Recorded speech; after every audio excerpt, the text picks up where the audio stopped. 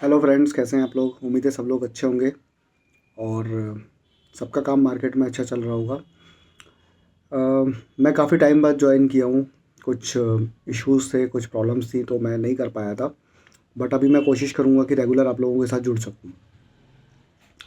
तो फ्रेंड्स, अभी मेरा जो टॉपिक है वो मार्केट से रिलेटेड है। वो करेंटली एक निफ्टी, बैंक निफ्टी का जो अभी मार्केट में जो व्यूज़ चल रहे हैं, जो लेवल्स चल रहे हैं, और जो इस समय वेव काउंट चल रहा है, वो सारी चीज़ें मैं डिस्कस करना चाहता हूँ। कुछ थोड़ा सा साइकोलॉजिकल पार्ट भी डिस्कस करूँगा आप लोगों के साथ। और साथ में अभी रिज़र्व बैंक ने जो रेपो रेट पे और कैश रिज़र्व CRR पे उन्होंने जो डिसीजन लिया, उसके ऊपर थोड़ी सी हम चर्चा करेंगे। तो पहले हम जो चर्चा आपके साथ करेंगे वो करेंगे जो CRR जो घटाया।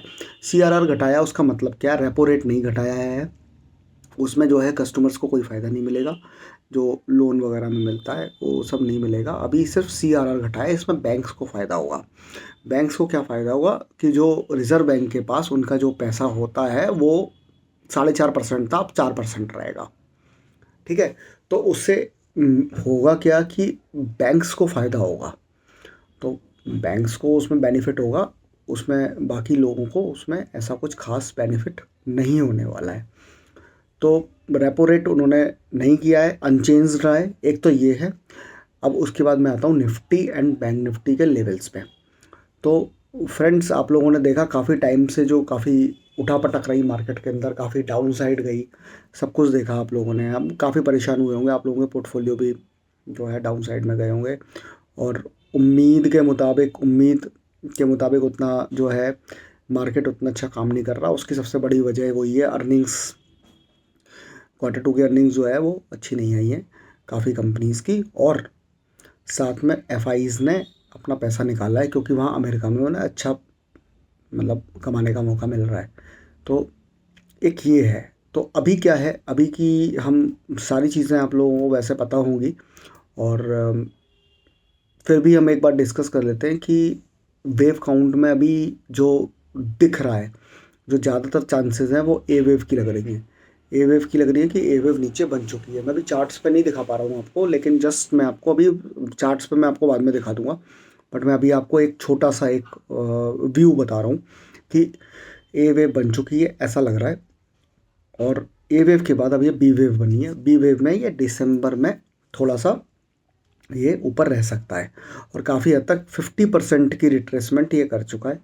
तो 50%, 61% तक की एक एवरेज रिट्रेसमेंट होती है, जिसमें ये 23,200 के आसपास जा सकता है, जो कि एक अच्छा खासा रेजिस्टेंस जोन भी है इसका। ठीक है फ्रेंड्स। तो अभी देखते हैं, क्योंकि इसमें मतलब कोई भी गारंटी नहीं ले सकता, कोई भी गारंटी नहीं ले सकता कि कहाँ पे जाके ये डिक्लाइन मारेगा या कहाँ तक जाएगा। अब बी वेव एक्सटेंड भी कर सकती है बॉस। अब बी वेव एक्सटेंड कर सकती है, मतलब और ऊपर जा सकती है। जो उसका हाई है वहाँ तक भी जा सकती है, हाई को भी काट सकती है, ऐसा भी होता है। तो ये हमेशा डाउट रहेगा कि कभी भी ये डिक्लाइन में आएगी। तो उसमें सबसे अच्छा एक प्रोस्पेक्ट ये रहता है कि आप उसको फॉलो करें। अगर आपने कोई भी जैसे निफ्टी में काम कर रहे हैं, तो उसको प्रॉपर तरीके से फॉलो करते रहें। सबसे अच्छा वही है। और अपना जो फॉलो करते रहें, एंड जो आपका स्टॉप लॉस है उसको बढ़ाते रहें।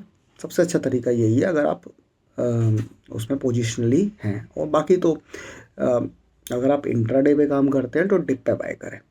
सबसे अच्छी चीज़ ये है। तो डिप पे भी एक आपका अच्छा सा एक स्टॉप लॉस आना चाहिए कि उसमें आपको निकल जाना है, क्योंकि इसमें रिस्क नहीं ले सकते। अगर कहीं पर भी बी वेव के बाद ये सी वेव में अगर एंट्री कर ली इसने, अगर ये एंट्री कर लेता है सी वेव के अंदर, तो एकदम से नुकसान होगा। कि सी वेव जो होती है ना, वो ए वेव से भी ज़्यादा खतरनाक होती है। ए वेव जैसे नीचे गई थी, उससे ज़्यादा खतरनाक होती है सी वेव। तो वो आपको ध्यान में रखना पड़ेगा। अच्छा, अभी ज़्यादातर चांसेस हैं ए वेव बन चुकी है और बी वेव अभी ऊपर की तरफ है। और उसमें अगर ये है कि ABC पूरी कंप्लीट हो चुकी है, तो फिर वो आगे निकलेगा। लेकिन उसके चांसेस मुझे भी थोड़े डाउटफुल लग रहे हैं। लेकिन मैं ऐसा नहीं कह सकता कि वो होगा ही होगा, क्योंकि हमें मार्केट में 2-3 ऑप्शन तो लेके चलने पड़ते हैं। क्या ऐसा नहीं हुआ तो ऐसा हो सकता है। तो उसी हिसाब से फिर हमें काम करना चाहिए। और आपको जैसे कहीं फंसे हुए हो तो थोड़ा बहुत हल्के हो जाओ, है ना। पूरी तरीके से मतलब आपका जो 100% कैपिटल अगर फंसी हुई है तो उसमें से थोड़ा सा कम कर लो, 50% कर लो, 70% कर लो, जिससे ये है कि कम से कम अगर ये वी वेव है और वापस हमें सी वेव में जाना पड़े तो हम वापस वहाँ पर पैसा लगा सकें। अब बात करते हैं बैंक निफ्टी की। बैंक निफ्टी बहुत ज़्यादा स्ट्रॉन्ग है, तो वो स्ट्रॉन्ग होने के कारण उसमें ए बी सी तीनों के काउंट एक बहुत प्रॉपर तरीके से अच्छे से बनते हुए नज़र आ रहे हैं। लेकिन फिर भी मैं यही कहूँगा कि अगर वो ए वेव है और बी वेव के लिए अगर ये ऊपर जा रहा है तो उसमें भी हमें ध्यान रखना होगा, लेकिन बैंक निफ्टी निफ्टी से कहीं ज़्यादा बेहतर तरीके से काम कर रहा है। तो कह नहीं सकते क्या है उसका, मुझे तो बहुत अच्छा लग रहा है। तो लेकिन वॉलेटिलिटी बहुत है, उसके वीकली एक्सपायरी ख़त्म हो चुके हैं, तो वॉलेटिलिटी बहुत ज़्यादा रहती है उसके अंदर, तो उसमें थोड़ा संभल के काम करना चाहिए।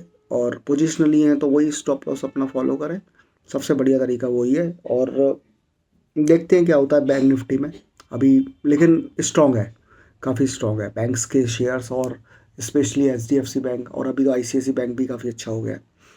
तो फ्रेंड्स, मैं बाकी कोशिश करूँगा आप लोगों से जुड़ता रहूँ, और आप लोग प्लीज़ हो सके तो प्लीज़ मेरा शेयर कर दीजिए ना, और लाइक कर दीजिए, जिससे ये है कि मेरे को एक मोटिवेशन मिलेगा, बस यही है।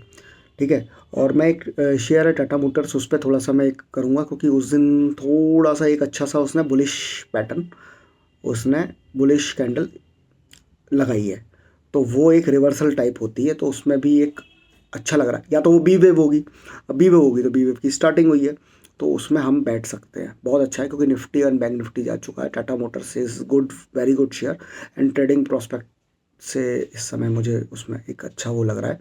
तो स्टॉप लॉस के साथ, एक अच्छे स्टॉप लॉस के साथ आप उसके अंदर एक पोजिशनली एंड मतलब अच्छे से अगर इंटरडे में करना चाहते हैं तो डिप में भी बाय कर सकते हैं, मुझे ऐसा लगता है। बाकी मेरी कोई सेल एंड बाय की रिकमेंडेशन नहीं होती है, क्योंकि मैं एक सेबी एडवाइज़री नहीं हूँ, रजिस्टर्ड नहीं हूँ, तो सिर्फ मैं अपने एक नॉलेज के पॉइंट ऑफ व्यू से ही सारी चीज़ें डिस्कस करता हूँ। आपको अगर कहीं से भी कोई भी कुछ भी करना है तो आप अपने फाइनेंशियल एडवाइज़र से बात करके करें। बाकी साइकोलॉजिकल मैं बता देता हूँ आपको, साइकोलॉजिकल थोड़ा सा ये है कि सिर्फ क्योंकि देखो मार्केट के अंदर काफ़ी कुछ चीज़ें ना साइकोलॉजिकल ज़्यादा चलती हैं, तो जो हमारे ऑपरेटर हैं या फिर एक अच्छा स्मार्ट मनी है, वो क्या करता है कि वो सिर्फ, उनको तो मेन पैसा कमाना है, वही पैसा कमाते हैं, तो उनको हमें उसी तरह से के तरीके से फॉलो करना पड़ता है। तो वो जो हम बी वेव की बात कर रहे हैं, तो बी वेव में वो कहीं से भी किसी को भी ट्रैप कर सकते हैं। तो आप बहुत ज़्यादा ओवर कॉन्फिडेंस के साथ काम ना करें, बहुत संभल के और तरीके से काम करें, लेकिन काम करना ज़रूरी है, काम करेंगे नहीं तो फिर पैसा नहीं बनेगा, तो वो कहीं ना कहीं वो भी दिक्कत है। लेकिन करें थोड़ा सा, मतलब मैं वही गाइड करूँगा या एडवाइस करूँगा, एग्रेसिवली काम ना करें, ओवर ओवर आपको ज़्यादा पोजीशन नहीं लेनी चाहिए, अपने कैपिटल से ज़्यादा लिमिट में करें जितना झेल सकें। ठीक है फ्रेंड्स, बाकी काफ़ी टाइम बाद मैं जुड़ा हूँ और कुछ परेशानियाँ थी इसलिए मैं नहीं जुड़ पाया था। आगे से मैं कोशिश करूँगा कि रेगुलर आप लोगों से जुड़ सकूँ और आप लोगों की हेल्प कर सकूँ। अगर किसी को भी मुझसे बात करनी है या मेरी हेल्प लेनी है, कुछ भी करना है, तो उसके लिए आप मेरे साथ जो है कनेक्ट हो सकते हैं। मेरा नंबर है 9999088488। Okay friends, thank you so much, thanks for watching.